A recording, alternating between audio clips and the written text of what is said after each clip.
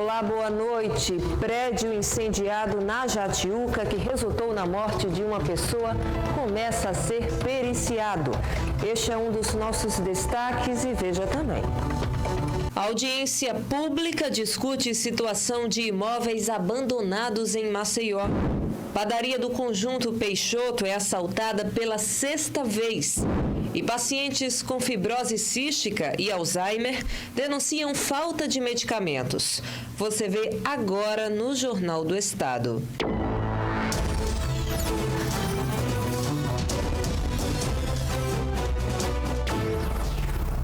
A polícia já começou a investigar o incêndio que resultou na morte de uma mulher de 56 anos nesta quarta-feira no edifício Maison Paris, no bairro da Jatiuca.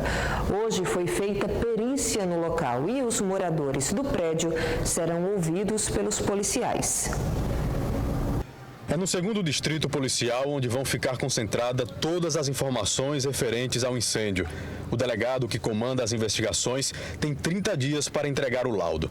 Inicialmente, ele acredita que o que aconteceu no apartamento 402 foi um acidente. A princípio, o que chega para nós, pelo que ouvimos falar informalmente, é que realmente foi um acidente, não houve nada intencional, né? Mas é preciso verificar se houve negligência, se houve alguma falha dos equipamentos, isso tudo também é levado em consideração. Os peritos do Instituto de Criminalística retornaram hoje para dar continuidade ao trabalho interrompido ontem pelo forte calor e pelo risco de um novo incêndio. Hoje, o trabalho será para colher qualquer vestígio no piso do apartamento. São materiais que podem estar relacionados à causa do incêndio. Algum material elétrico que pode ter algum traço de fusão primária. Então, eles podem dar uma dinâmica melhor para a gente e a origem mais precisa do foco inicial do incêndio. A Defesa Civil foi acionada pelo Corpo de Bombeiros para avaliar os reais riscos do prédio. Num primeiro momento, a equipe percebeu que não há risco de desabamento. A construtora responsável pela obra terá que repassar a planta completa do edifício. Isso vai ajudar a identificar os danos causados pelo incêndio. Enquanto isso, os moradores continuam proibidos de retornarem aos apartamentos. Muitos continuam buscando o que é de mais importante no momento. Seu Paulo veio hoje na expectativa de tirar os alimentos que ficaram na geladeira. Bastante emocionado, ele disse que não está sendo fácil encarar a tragédia e não poder fazer nada. É muito ruim, cara. É uma sensação de impunidade. De impunidade não. Será de... Você não conseguir fazer nada. Não consegui fazer nada. O instinto é correr e se salvar. E infelizmente faleceu uma pessoa aí, né? Mas agora é só entregar na mão de Deus aí para ver o que é que vai fazer. E esse incêndio fez muita gente se perguntar de que maneira deve proceder em casos parecidos. A repórter Júlia Oliveira conversou com especialistas e eles trazem orientações. Extintores, hidrantes, detector de fumaça, luminárias de emergência, porta corta-fogo, placas de saída. De acordo com este engenheiro, estes são alguns dos preventivos necessários em qualquer edificação. Toda edificação tem certificado do bombeiro anual.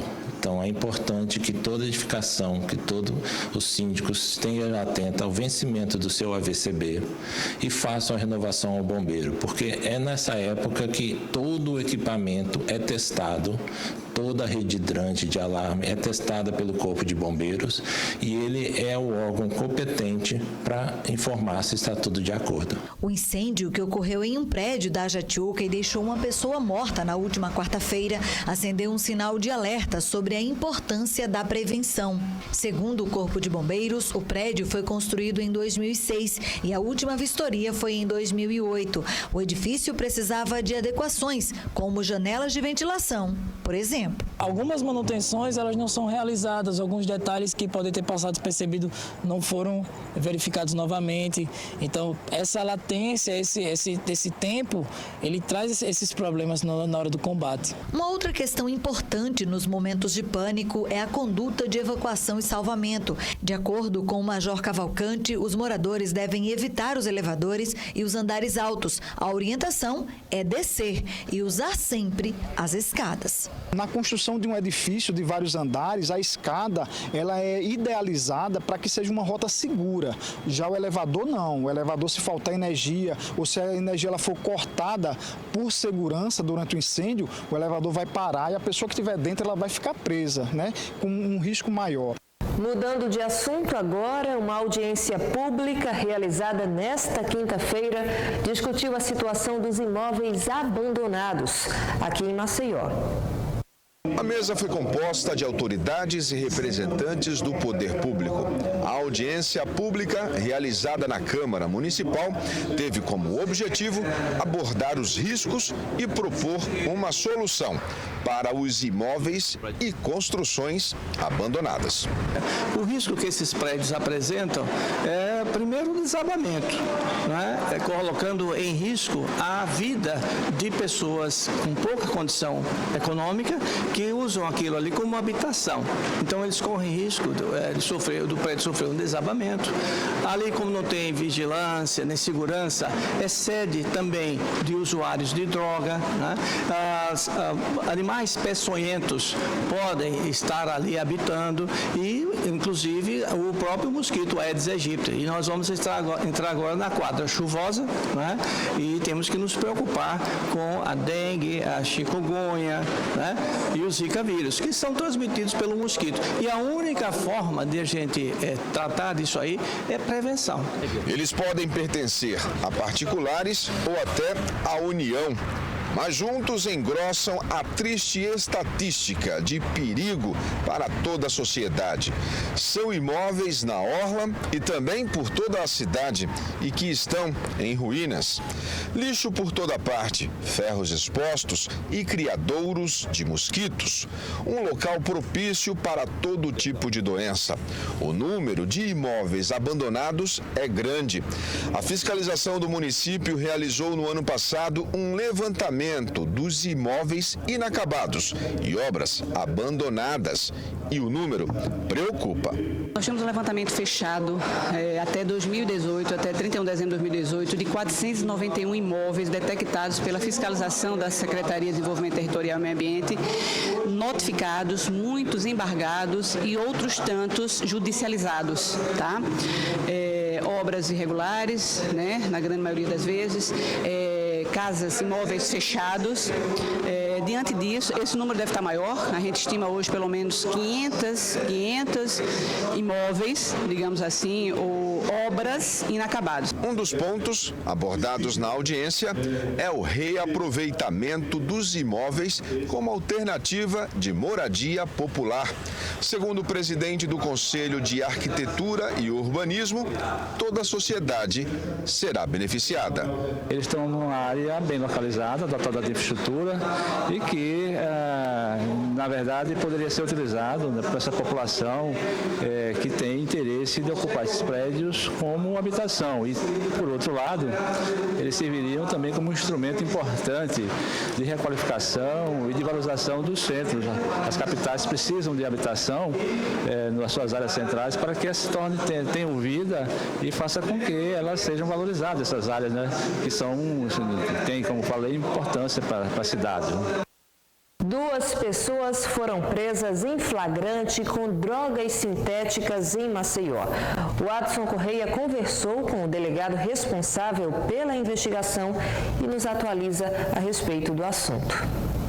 Pois bem, vocês estão lembrados daquela operação da DEIC que prendeu e apreendeu drogas sintéticas em Maceió recentemente? Pois bem, a investigação continuou e mais 2 pessoas foram presas ontem à tarde, uma no São Jorge, no bairro do São Jorge, e outra no bairro do Pinheiro. Para trazer maiores informações sobre esse assunto, eu converso com o coordenador da DEIC, Fábio Costa. Boa tarde, delegado. Então, a investigação prosseguiu e mais 2 pessoas foram presas ontem à tarde, é isso? Exatamente. Boa tarde a todos.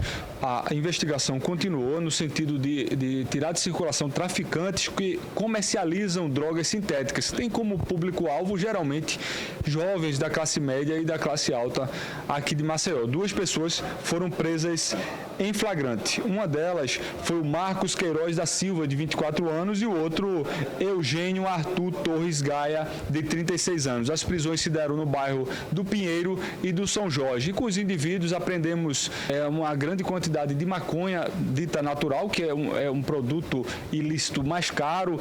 Apreendemos também LSD, êxtase e outras drogas sintéticas em poder desses indivíduos. A polícia já levantou que o Marcos Queiroz da Silva ele tem passagem por outros crimes, inclusive lesão corporal, né, delegado? Exatamente, já tem passagem por lesão corporal, por tráfico, por uso de entorpecentes. É um indivíduo que desde 2015 vem tendo passagens pela polícia. A investigação aqui da DEIC continua no sentido de retirar esses traficantes que acabam causando um enorme dano aos jovens aqui da nossa capital. Eles já foram ouvidos, delegados, eles confessam, ou tem uma quadrilha por trás de tudo isso que já se pôde levantar até agora? Estamos investigando que seriam os fornecedores desse material, mas obviamente que eles confessaram, até porque esse material foi encontrado em posse dos dois indivíduos. Moradores do bairro Chã da Jaqueira realizaram hoje um protesto contra a morte de um rapaz de 18 anos que vivia na localidade. Eles afirmam que durante uma abordagem policial nesta quinta-feira, os militares teriam atirado contra o jovem que chegou a ser socorrido, mas não resistiu. A esposa da vítima disse que o marido já havia sido apreendido quando menor. Eles fecharam a rua Prefeito Joatas Malta de Alencar, tocando fogo em pneus e pedaços de madeira. Daí as imagens. Uma padaria localizada no Conjunto Peixoto foi assaltada pela sexta vez hoje. Os crimes chegaram a ser registrados por câmeras de segurança do estabelecimento. Mais uma vez, o circuito de segurança desta padaria, no bairro Peixoto, registrou a ação criminosa. Passava das 6 da manhã, quando este criminoso de camiseta preta e boné se aproxima da funcionária do caixa. Perceba que ele chega com um pacote de biscoito, joga sobre o balcão, coloca a mão na cintura, insinuando estar armado e anuncia o assalto. A funcionária assustada entrega todo o dinheiro, inclusive as moedas. Durante o assalto, 2 clientes estão no estabelecimento, mas eles não percebem o roubo. O ladrão fugiu andando tranquilamente. Denúncia: pacientes que sofrem com fibrose cística e Alzheimer afirmam que estão há meses sem a medicação necessária para o tratamento. Paulo descobriu que o filho tinha fibrose cística aos 4 meses de vida. Desde então, ele usa o remédio Creon, que ajuda a absorver os nutrientes dos alimentos. Ele ajuda a digerir os alimentos e, no caso, se não tomar essa medicação, ele começa a ter diarreia e, com o tempo, pode vir a óbito. O medicamento é dispensado mensalmente pela Farmex através da Secretaria Estadual de Saúde. O filho de Paulo usa 10 caixas do remédio. Cada caixa custa, em média, R$ 106, mais de R$ 1.000 por mês. A família não tem condições de comprar e foi informada que o medicamento está em falta. Não tem pregão, não tem nada, não tem licitação, não tem nada, não tem nem validade para quando vai chegar. Ele não pode ficar sem a medicação, nem o senhor pode comprar? Não, porque o custo é alto, né? Mensal, e fica inviável comprar essa medicação todo mês.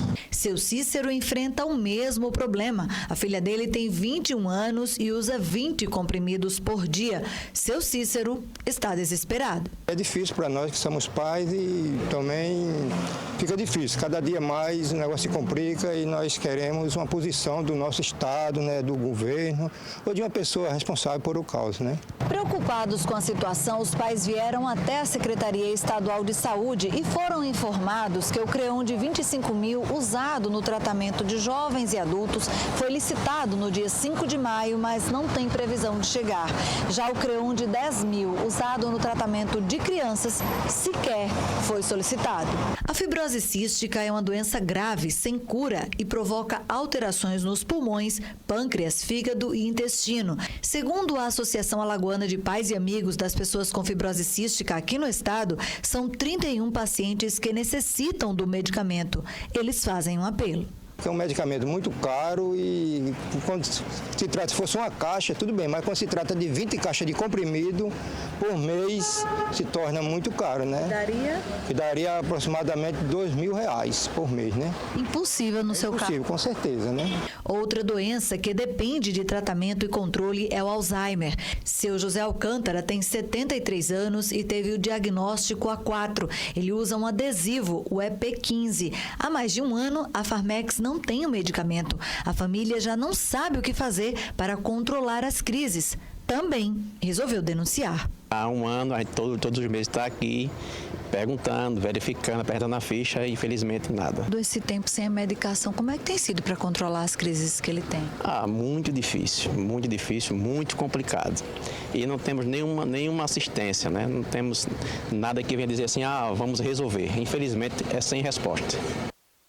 Por meio de nota, a Secretaria de Estado da Saúde informou que realizou este mês 2 pregões eletrônicos para aquisição do medicamento destinado aos portadores de fibrose cística e Alzheimer.